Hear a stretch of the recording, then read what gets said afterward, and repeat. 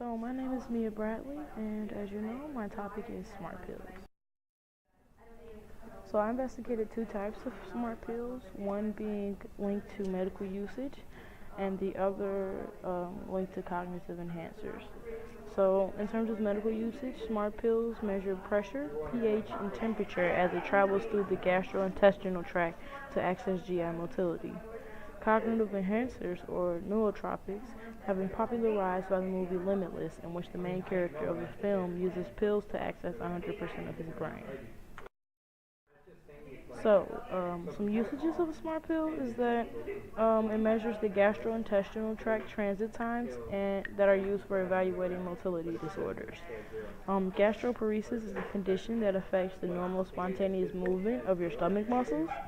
Ordinarily, strong muscular contractions propel food through your digestive tract, but if you have gastroparesis, your stomach's motility is slowed down or it doesn't work at all, preventing your stomach from emptying itself properly. Gastric transit times, or gastric emptying time, GET, is indicated for the evaluation of patients with suspected gastroparesis. So some benefits of smart pill is that it minimizes patient downtime by allowing patients to resume most normal daily activities while data is being collected by the capsule. Smart pill also eliminates radiation exposure and is the only motility test that provides a complete transit profile of the GI tract, which includes the stomach, small bowel, and colon. So some risk of a smart pill is that it can include capsule retention and aspiration, which means that the capsule won't pass through the GI tract or could cause difficulty breathing. There's been some significant data dropout in severely obese patients, which are people with a body mass index of over 40.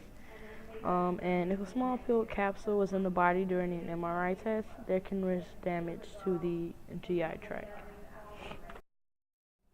So moving on, I'm going on to neurotropics now, which is a Greek word for towards the mind, and is also known as stacks.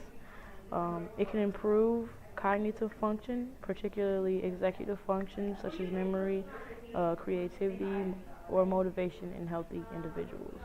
Among students, stacks have been used to increase productivity despite their long-term effects lacking conclusive research in healthy individuals. The use of prescription stimulants is especially prevalent among students attending academically competitive colleges. So as I said before, stacks helps improve cognitive ability. Its five main applications are memory, focus, mood enhancing, and anti-fatigue, and reasoning and creativity. And lastly, the best neurotropics are a combination of that are based on the individual. So many stacks interact differently from one person to the next, which is why it is subjective. And personal testing can be an effective tool for optimized cognitive enhancement. Testing out different stacks can determine what works best for you. So, like any other drug, there is a right and wrong way of using stacks. It's imperative that you track your results. There are many different ways and different types of modern technology, such as apps, that can help you test and track some stacks to ensure that they are having a positive effect on your cognition. It's imperative that you don't become attached. People using stacks sometimes fall victim to attachment or either physically or mentally. Physical addictions can include caffeine, and they can alter brain chemistry in the long term. Mental addiction is harder to distinguish but equally disastrous. If you feel at any time you need to use neurotropics, then you should take a break. And lastly, stacks are not a substitute. If you are chronically underslept, you have a poor diet, or do not exercise routinely, neurotropics will not solve any of your problems. Proper lifestyle choices are the number one priority. Cognitive enhancements through neurotropics is just a bonus in times of need.